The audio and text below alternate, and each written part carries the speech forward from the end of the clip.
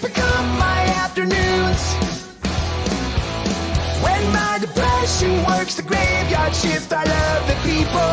I ghost to stand there in the room. I should not be left to my own devices. They come with prices and vices. I end up in crisis. I wake up screaming from dreaming. One day I'll watch as you're leaving, 'cause you got tired of my scheming. Please tell me why. Cars in the front yard, and I'm sleeping with the clothes on. And you came in through the window last night, and you're high. I'm the problem, it's me. At tea time, everybody agrees. I said directly at the sun, but never in the mirror. It must be exhausting, always rooting for the anti-hero.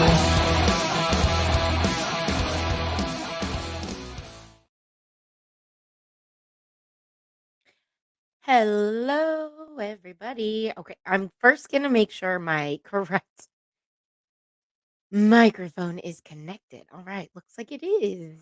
So if I mute, I'll actually just start muting from the actual screen. That way I know it's muted. Uh, so we are talking today about American Nightmare episode 1. So we're only going to talk about episode 1 today, called The Boyfriend. Um Sunnyside said, I started watching it and fell asleep. Oh no. Yes. TGIF. TGIF. And then Oki earlier today said, good show. Yes. So I don't know if everybody's watched the whole thing. I know some people haven't started it yet. So they're going to wait till the next time we discuss to catch up. But I wanted to talk about this documentary because it was a roller coaster, I think, to say the least. It starts out as one thing, and I'll be very honest, first episode, little slow. It starts out as one thing and then just turns into something completely different. And the whole time I'm like, I don't know who to believe. I don't know what's going on. Um,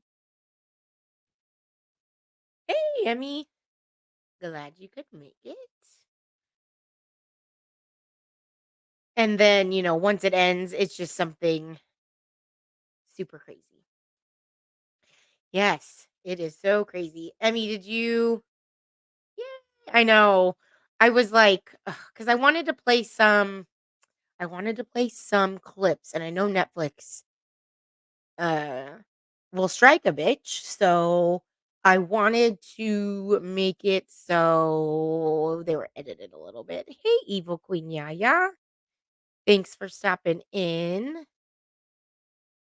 Oh my gosh, yes. So this actually was a 2020 episode. I don't remember when it came out, but I saw it in 22. It was called Taken. Hey, SoFlo. It was called Taken. I think the original Gone Girl or the real Gone Girl or something like that. And I know my one thought was these people I think they're just boring. They're both just very flat individuals, and I hate to say that, but I think their boringness equals calmness equals what the fuck's going on. So, the first episode, like I said, is called The Boyfriend. So it starts out with home video of a couple out at the beach with some very ominous music. But they seem to be happy. And then we get to March 23rd, 2015, and it's 1:53 p.m. We hear a 911 call, and the 911 operator says emergency, and a male voice says, yes, my girlfriend got kidnapped last night. And the operator replies, what do you mean she got kidnapped? And he said, someone broke into our house, tied her up, and took her. The operator says, why didn't you call us last night when this was happening? And he said, I was tied up. And the operator goes, what time did you get untied, sir? And I'm like, what the fuck? Like, attitude from the operator. So I do have a little clip of the 911 call. Emergency. Yeah, my girlfriend got kidnapped last night. So he says, my girlfriend got kidnapped last night. And this all takes place in Vallejo, California. Which is kind of NorCal. But in a community called Mare Island. Hey, Pookie. What do you mean she got kidnapped? So see, they're like, what the fuck you mean she got kidnapped? Someone came into our house, tied us up, took her. So he says, somebody broke into our house, tied us up, and took her. And you didn't call last night when this occurred. I was tied up. You So again, she says, why didn't you call us when this was happening? And he's like, I was tied up. What time did you get untied, sir? This morning.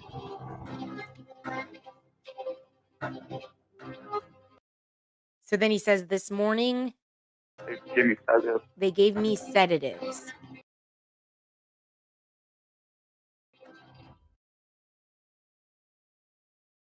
So the police come to Aaron's house. We see footage of the police search. He explains that they gave him NyQuil or diazepam. And then the cops are like, well, What's do you your guys use girlfriend's drugs? Me, Oh, sorry. What is your name? Aaron. Okay, I've got the call in for service. We're getting officers on the way. When I woke up, there was lights Okay. flashing. So he, I missed that part. So she's like, what's your girlfriend's name? He says, Denise. She goes, what's your name? He says, Aaron. If he's got any types of drug in his system that could keep him calm. Yeah, that's true. And let me diazepam. So it says it is used for relief of symptoms of anxiety and alcohol withdrawal. Oh, it can help with seizures. So it's probably a muscle relaxer, right? Hey, Gina. So yeah, that could also explain, why he was calm. Also, like I said, I think I just don't think he's a very exciting dude. He doesn't seem like we'll kind of see him get excited in this documentary, and I don't know. Said Aaron face down on the bed. And you said that you got drugged? So he's explaining what happened to the police. And he gave me, I think, NyQuil and diazepam or something. You guys Yeah, drinking water? NyQuil and diazepam. Have you ever used any drug before? No. So then they're like, "Were you drinking? Do you use drugs?" I think they said that they had maybe a cocktail and a couple beers, but they weren't drinking, or they weren't drinking heavily. I guess for some people, and they weren't doing drugs. So then they bring him into the police department. They swab him, they take his blood, and they remove his clothes.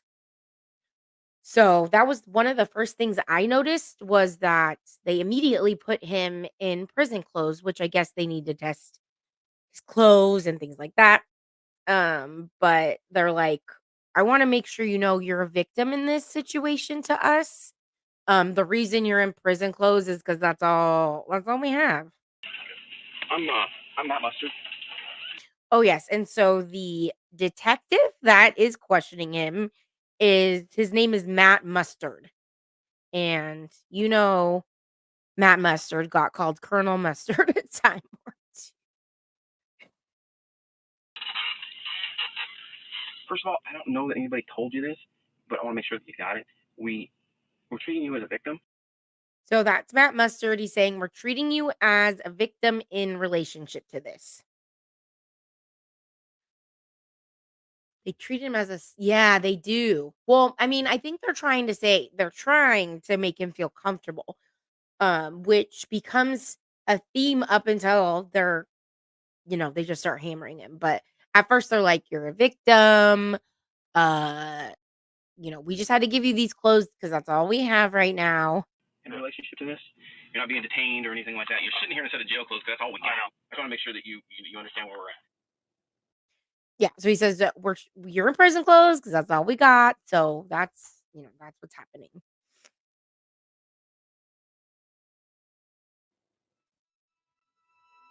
Ultimately, the end of the day is about Denise. Where is she? What happened to her? So And let me know where you want to start and tell me. So they're trying to make him feel comfortable. They're like, "This is Denise. This is about Denise. We want to find her." And so they ask, "Okay, what happened?" I know. Oh my gosh, so true, Sunnyside. The second I would be in prison clothes. I mean, I know the officer said you're not being detained, but let's be real. What happened? I woke up. So he explains he woke up at 3 a.m. with There's this white, bright light blinding white, us. bright light. And I see 3 laser dots crossing us. There's So this is important to keep in mind for later. So he explains that they said that there were 3 laser lights. When he woke up, he saw the bright light Laser and goes laser off. lights.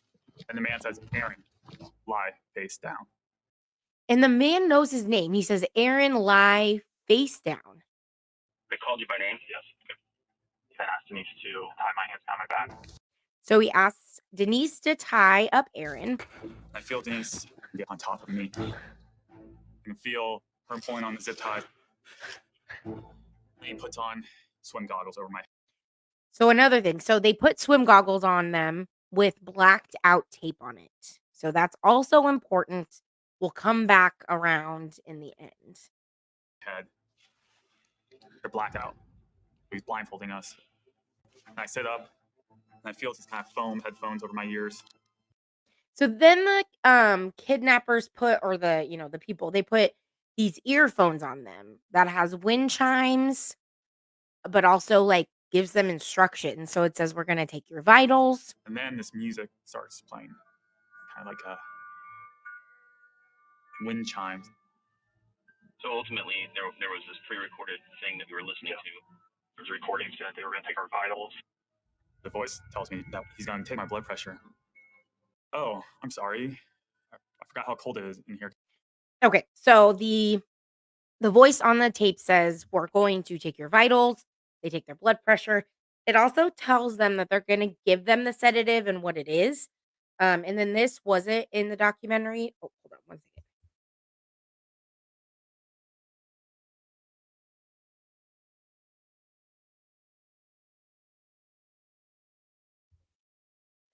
So this wasn't in the documentary, but I remember this from 2020. It also said that if they didn't take the sedative orally, then they would inject it intravenously. So at first you're like, why the fuck are you gonna take a sedative? But if the other option is they're gonna inject it into your veins, yeah, I think I'm gonna probably drink it. Because we're all wearing wetsuits. So then the kidnapper or I think Aaron just says, "I'm cold," and the kidnapper goes, "Oh yeah, sorry, we forgot. We're wearing wetsuits." Like, what? Wetsuits? Later, when he took Denise to a different room, he brought me down to the couch. He said, "We have a problem. This was intended for Andrea." So then the kidnappers bring Aaron downstairs to the couch and then say, "Oh shit, we have a problem. We're looking for Andrea." So Andrea is his ex-fiance who cheated on him. Oh, he was rather I know. Yeah. I know. And that's one thing that I've kind of noticed sometimes is we can't always judge people by their reactions. People are gonna react all sorts of ways in these sort of situations, but he sounds super calm, and there's another part where another person sounds super calm. So, Thor sounds like a bad LSD trip.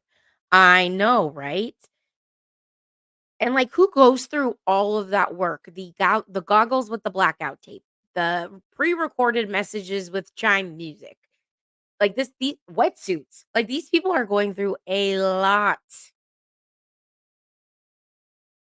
of planning, and if you think about it, wetsuits, you're not gonna leave any sort of touch DNA behind, any skin cells. So this person kind of knew what they were doing. You also have to think about that. What the fuck? Andrea? Yes, my ex-fiance was living at the house till September. So his ex-fiancée, Andrea, was living at the house, up until September, and this is March. So just a couple months ago, his ex-fiancée was living with him. So they're like, "Oh shit, this was meant for Andrea. Where the fuck is Andrea?"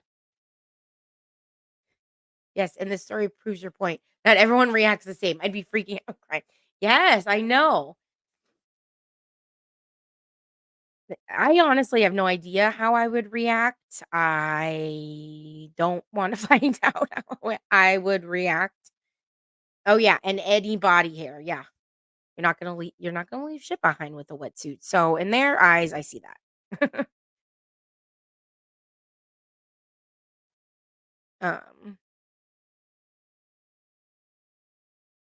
so yeah, Andrea is his ex-fiancée. She was living there up until September. She apparently cheated on him, so that is why they broke up, and he took it pretty bad.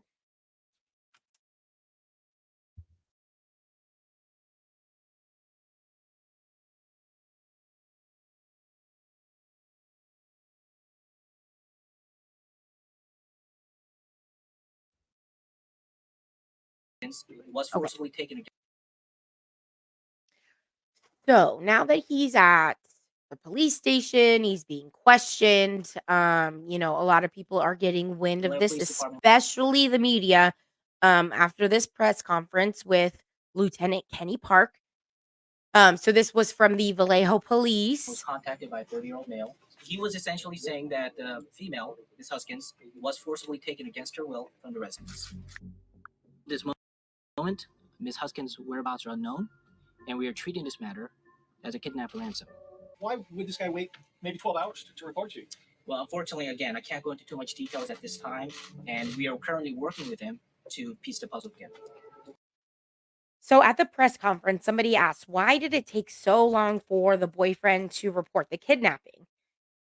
And the detective says, we can't go into that right now, but we're trying to piece all the pieces together.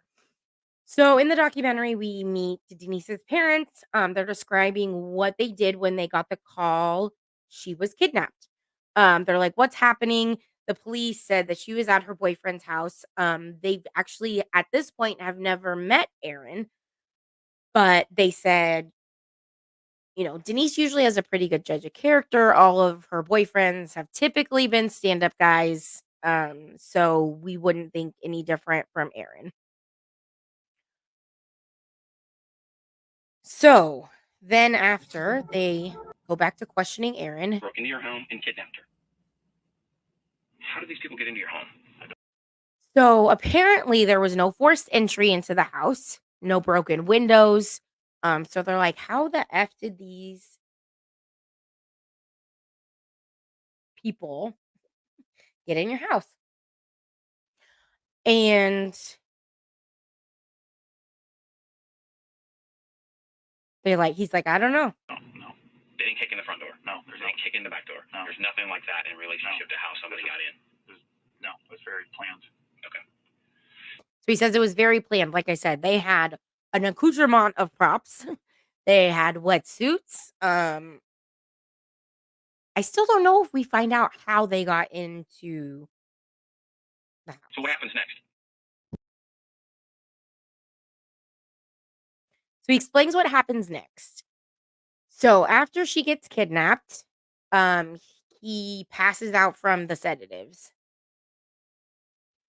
And when he wakes up, he notices that there's like red tape in a square and a camera in the corner of the room. So you can kind of see there's the red tape square. So he's not supposed to leave that perimeter, and then the camera up in the room. So he's like, "What the hell is going on?" And let me make this bigger. So this is the weirdest part to me. He gets an email from the kidnappers. Like, what kidnapper is gonna email the person? But I think it is because they wanted money. So it says, "Denise is well. Are you able to obtain a cash advance from your bank card? If so, cash in the amount of 7,500 from one account and cash in the amount of 7,500 would settle this matter." And I'm thinking, can't we trace this email address? Like, what's going on?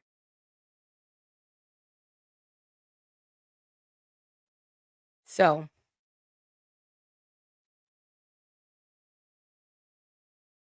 right, he was supposed to stay between the lines. I know. It's so weird. Like, okay, stay in this box, please. But they are watching him, technically, I guess. Allegedly, in my opinion. So he's like walking around the square, checking his phone, no email back. Oh, and they basically told him, like, if you call the cops, we'll kill Denise. So don't think about calling the po. If you want Denise to live. I trust the police. And so this is his first mistake. He says, "I trust the police. I think they're gonna help me." I think they're going to help me. And I just feel so bad for him. So then we meet Joe and Mary Ann Quinn. These are Aaron's parents. They explain that Aaron was a good kid. He was captain of the football team, had tons of girlfriends. He was a heartbreaker. He never got into any trouble. He worked at a hospital. So this is another weird thing was that Aaron is a doctor of physical therapy, and so is his ex Andrea. They work at the same hospital. The reason he met Denise is because she is now a doctor of physical therapy at the same hospital. So imagine having a new boyfriend and then working with him as well as his ex fiance. No, thank you. That's why you don't date people at work. So they bring in Andrea because, like the kidnapper said, this was all intended for Andrea. We got the wrong person. And poor Denise, when they said that, she was probably like, "Okay, can we take these zip ties off now? Like kidnap off now? You got to go find the right person." That's what I was. I mean, he would want to hug me, and sometimes he would try to kiss me, but So, so Andrea is explaining that they all work together, and sometimes, um, Aaron would want to, kiss her or hug her. that wasn't okay. And I mean, he knew it. Is he still trying to get back together with you? The cop asks, "Is he still trying to get back together with you?" And Denise says, "I think he'd be open to the idea." So here I feel like they're trying to plant the seeds that, there was problems in the relationship, which Aaron agrees that there actually was problems. I guess Denise had gone through his phone, saw texts and emails to Andrea. So this night, it's weird because this night they actually all sat down, decided, we're gonna move forward, we're gonna work on this relationship, we're gonna be together. Um, and then this freaking happens. So poor Aaron still at the police station being interrogated, basically. I think he's been there for 18 hours at this point. Poor thing is in the corner crying. Being interrogated about the disappearance of his girlfriend. So this voice that we hear now is Aaron's defense attorney. Let me see.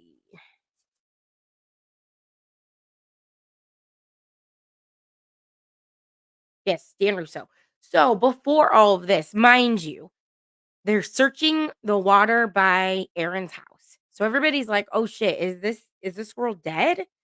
There's search dogs. They show the neighbors, and you can see how close these neighbors are together, and nobody heard anything. But also, Aaron says that Denise didn't scream or anything like that. So while they're questioning Aaron, they're basically like, "What'd you do to her? Why is your comforter missing? Why would you need to take the comforter? There's blood in the house. Um, you know, did you get caught? Did you get caught cheating with your ex and you killed her?" And then the stupidest thing that Aaron probably could have done was take a lie detector test. So the FBI comes in, administers a lie detector test, which they don't even use anymore in court. So I don't know why the fuck they're doing a lie detector test. Yes, this is when the FBI was like, "Oh, so I'm sorry, you failed the lie detector test. So, you got to start telling us the truth." And I don't know if you guys have seen Making a Murderer, but that's exactly what they did to poor Brendan Dassey. They just kept saying, "Tell us the truth. Tell us the truth. You know the truth. Tell us the truth." So poor Erin is crying. They're yelling at her, "You know she's gone. You know she's gone," which is fucking horrible. They don't know she's gone. They have no evidence she's gone. They found like a drop of blood, but they're yelling, "She's gone. She's gone." So then we hear Detective I can't talk. So Dan Russo is his defense attorney. So he says he got a call from jail, and he said he couldn't believe what was happening with Aaron. He'd been down there for 18 hours, being questioned. He's been down there for 18 hours. And they're making him the fall guy. Come on. Fuck. I go down there, and my first view of Aaron, he's pale as a ghost, and you can tell that he's been crying. So he says when he first sees Aaron, he's pale as a ghost, and you could tell he'd been crying. Look at, they even handed him a box of tissues up there. Those fucking bitches. He's been eaten alive. He's It's been like eaten chum alive. for sharks. And I said, he's given you DNA samples, he's given you fingerprints. If you're not going to arrest him, then he's leaving with me. Exactly. So his attorney does what, defense attorney should. He says he's giving you everything you've wanted. He's giving you blood samples. He's giving you DNA swabs. He took a fucking lie detector test, for God's sakes. And if you're not going to arrest him, he's leaving. And that is something, you guys, I always say, I don't know if I've said it here, but if you're ever being questioned by police, you say, "Am I being detained or am I free to leave?" If they say you're being detained, lawyer. If you're free to leave, then you fucking leave. But never talk without a lawyer. Goggles, wetsuits. So Aaron tells his attorney and his the co-counsel that, the story. He's basically like, "I wake up, I hear crackling noise, I see the lights, explain the wetsuits, the goggles." The attorney's like, "This freaking story is incredible." Yay! Hey, Jasmina. You're telling Oh, thank you. I'm glad. Oh, I'm glad. Thank you, guys. I feel like, because at least, like, my brain goes in a million different directions, so I feel like sometimes I talk in a million different directions, so I'm glad I'm making this easy for you guys. Okay, so, we meet Amy, his other attorney. So, like I said, he's telling her the story, and then she keeps saying, "Okay, we're gonna go over it again." And they said one thing is his story never really changes. This is insane. And then I say, "We're going to go over it again." I wake up to this crackling sound. He's ready The to room go. lit up. So this is Amy, his other defense attorney, who is amazing. There are a couple really amazing women in this story. You've got to find her. She's been kidnapped. Subject line. So he's like, "You got to find her. She's been kidnapped." Aaron says, when I called the police, I thought they would help. I thought there would be this major manhunt for Denise, but no. So they show Denise's dad. He gets the call from the Vallejo Police Department. He lives in Huntington Beach. So he races up to Vallejo to see what's going on. He hops on TV, talks to the news, is like,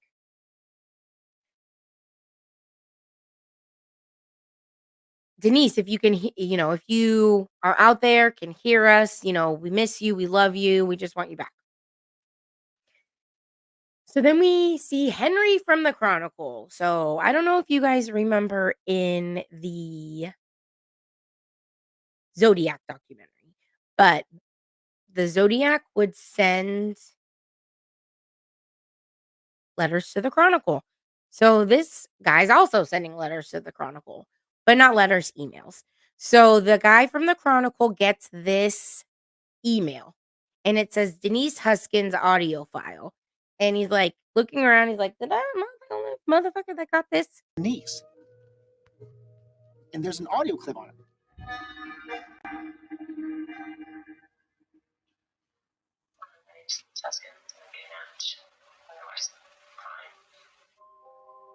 Wait. What? It says, my name's Denise Huskins. I've been kidnapped. She sounds calm as can be, not stressed, not upset, not nervous, not jittery. It sounds like she's just ordering from a menu. I'm wondering. So they get an audio file from Denise. She says, hi, this is Denise Huskins. I'm kidnapped. Otherwise, I'm fine. And she also sounds super chill, right? You're not boring and hyper good. Oh, thank you.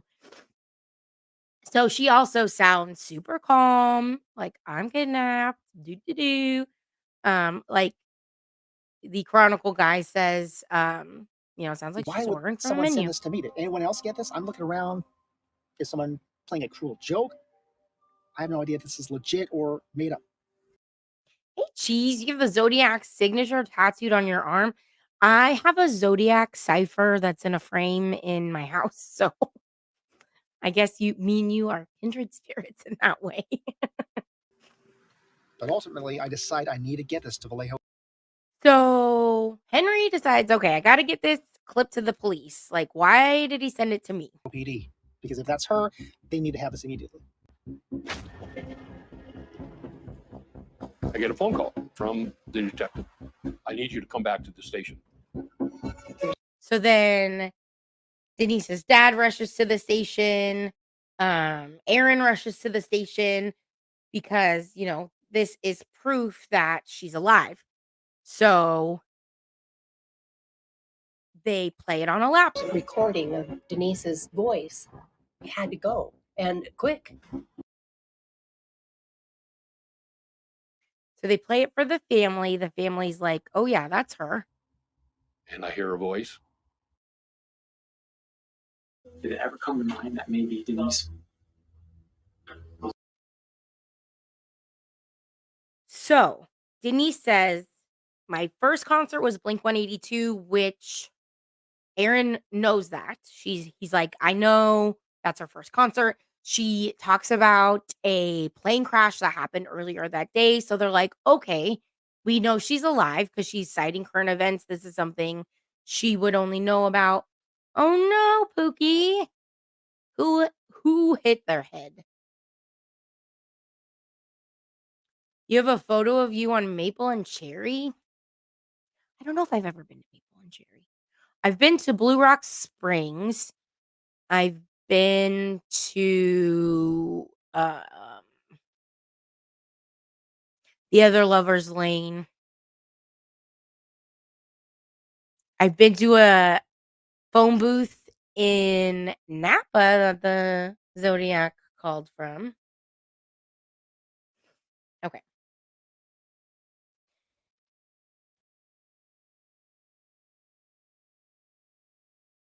So Aaron's like, let's go find her. Like she's alive. Let's go figure out where this shit came from. And at first they're like, so hold up. We got a couple more questions for you. And so they start questioning Denise's family about her character. if she's had a lot of boyfriends, if there's anything in her past that could shed light onto this. Denise's mom remembers that when Denise was small, she was SA'd by somebody. And fucking Mustard, this motherfucker, says, oh, well, sometimes women who are assaulted like to pretend that it happened again and relive the thrill of it all. And it's like, what? What are you freaking talking about, Mustard, Mr. Mustard Man? So they're questioning Erin. They're like, did she scream when she left the house? And he's like, no, she didn't scream when she, was being brought out of the house. Does she know you have money? And he goes, yeah, she's aware of my finances. Right? I know. I was like, are you fucking kidding me? You're really gonna say that the victims of assault like to relive it for the thrill? Like, obviously, sir, you've never had that happen to you, or you would know that that's not fucking true. So, my 2 cents in the matter. Okay. So, then they say, "Oh, well, did it ever come to mind that Denise could be behind all of this?"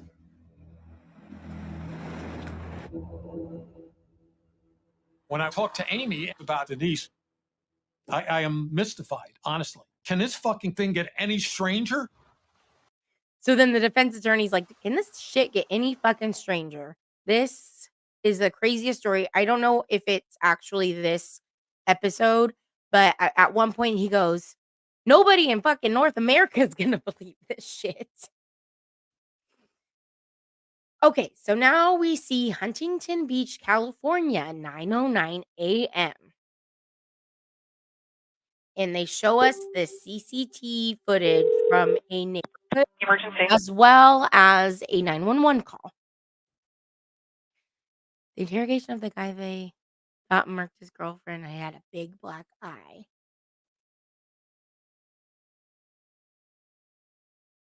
Okay. So we see the CCTV camera. Hi, this is Highway Patrol. I have Mike Huskins on the line regarding his daughter that's been kidnapped. I just got a message on my phone. Okay, so we see this figure walking down the street. Her, it's definitely her. That she's walking over to my house on 19th Street. So he gets a message, I guess, from Denise, basically saying, I tried to go to mom's house. She's not home because she's in Vallejo, and that she's at his house, but he's also in Vallejo. So they're like, what the hell? What kind of kidnapper just drops somebody off in front, at their parents' house? And in the 2020 documentary, it is said that the kidnapper basically drives by and she kind of looks up because she's still like in and out of consciousness from the sedatives she's been given. And she looks up and she notices a street name, like, oh, I grew up on this street. And he gives her sunglasses and I don't know what's in the bag, honestly, but she has a bag. That woman who was reported kidnapped from a home in Vallejo was found safe this morning, more than 400 miles away. So she's found safe more than 400 miles away. Again, kidnapped from Vallejo, where she lives currently, and then dropped off in Huntington Beach, right in her dad's neighborhood. In Huntington Beach in Southern California. Okay, so now we get Detective Kenny Park. Have you seen it? I don't know what. So the interrogation of the guy they thought marked his girlfriend and he had a big black eye. I don't know. I don't know if I've heard about that.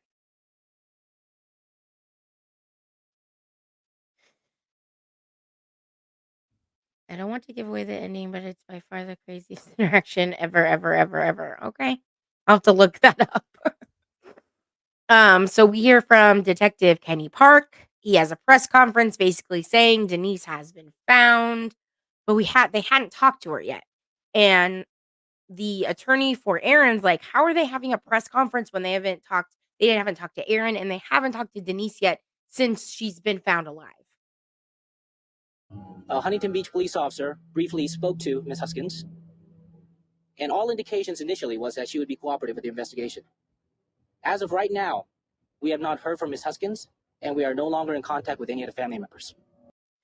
So this is 12 hours after Denise's release. So she was captured for a total of 48 hours. So he says, we've not yet talked to Denise. We have not yet, we're no longer in contact with the families.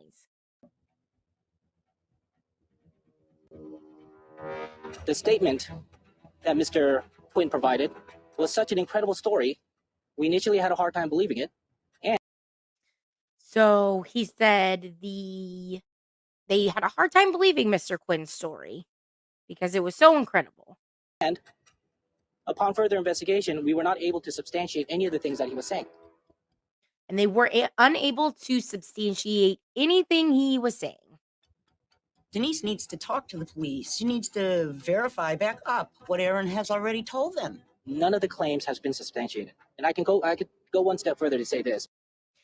Okay, so he says none of the claims have been substantiated, and I'm going to go one step further and say this. Mind you, they have not spoken to Denise yet. They spoke to a Huntington Beach police officer or detective or whatever. They haven't spoke to her. Mr. Quinn and Ms. Huskins has plundered valuable resources away from our community. So they're basically now blaming Ms. Huskins, Denise, and Aaron for plundering valuable resources from the community. So they're flat out having a press conference saying that these people are lying.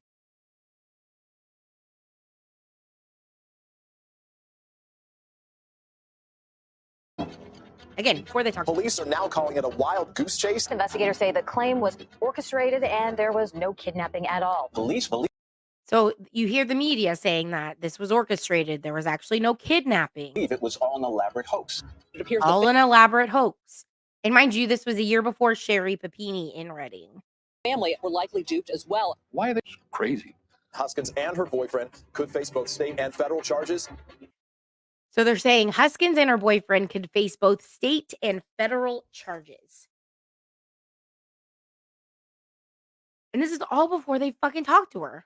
We in the media, we were very sympathetic with Denise. We thought, she's this innocent victim. Now she turns up alive. Things are starting to turn. So they said, we think Denise is a victim, but then she turns up alive. So what? Victims aren't allowed to be found alive? Because she was found alive, now she's a liar?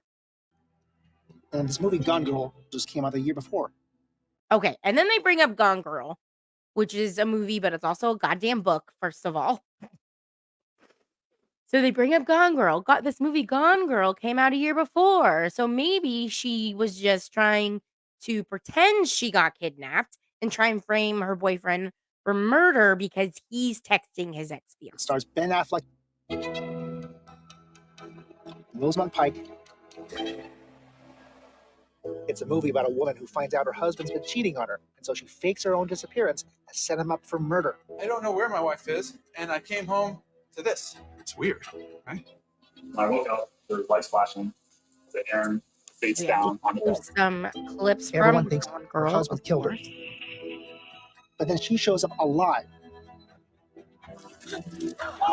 So we're wondering, maybe Aaron did something to upset Denise, that this is her way to get back at him. Police now wondering, is Huskins a real-life Gone Girl like the movie? Okay, and then you hear Nancy Grace saying, is Huskins a real life Gone Girl like the movie? Oh. Fakes her own kidnap for ulterior motives?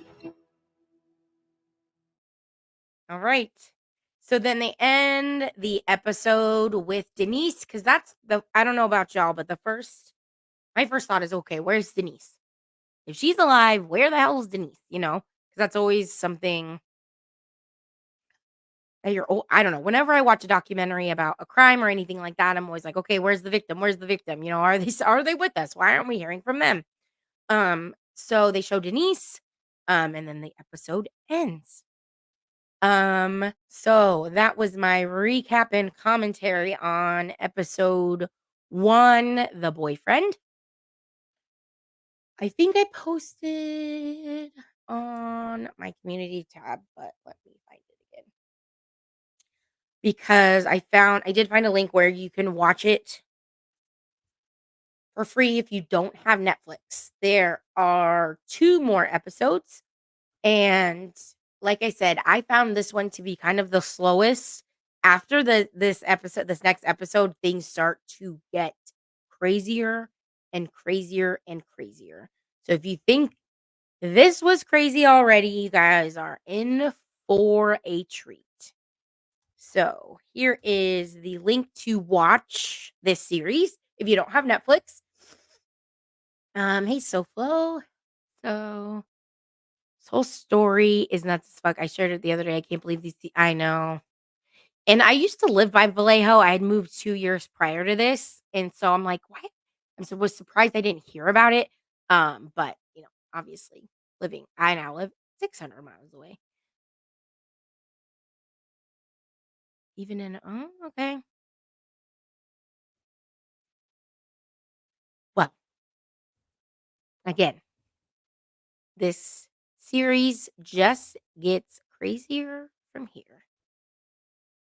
But anywho, I want to thank you guys for hanging out with me today. I don't know if I've ever done like a weekday live stream, or like, daytime stream. But I hope you guys enjoyed it. Like I said, we'll be recapping episode 2 soon. Guess what? AMAC traders on my cable every month. Oh, girl. Did you watch last night's episode? Oh my god, I cannot wait to talk about episode 5 because I got the chills. Super odd. I watched it because I thought the review was the whole thing. Oh, I'm sorry.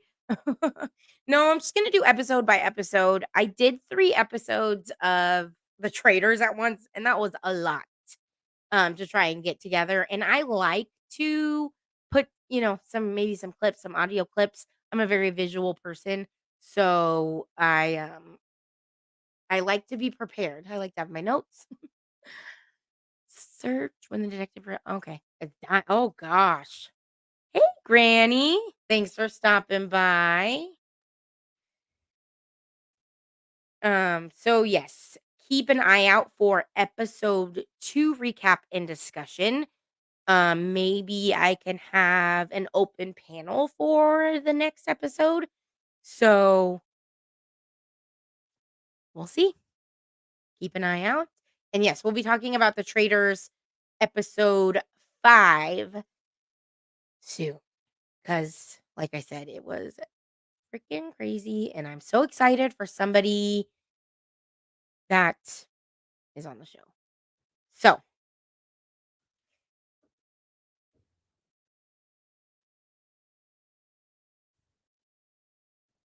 you guys are the best. Thank you for supporting me. If you don't mind, please hit the like button on your way out. Make sure all notifications are on. Hey, Sinner on me and the fun people are arriving just as I'm ending as soon as I'm ending.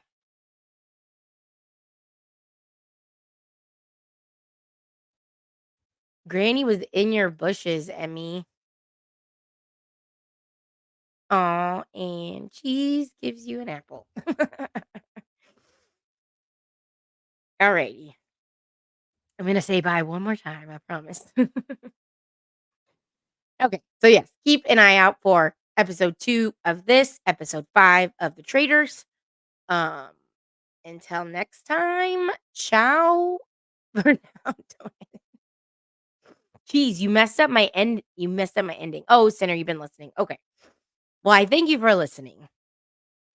But so that's probably why you put the peace sign. It's all coming back to me. So, ciao for now. I will see you guys next time. Thanks.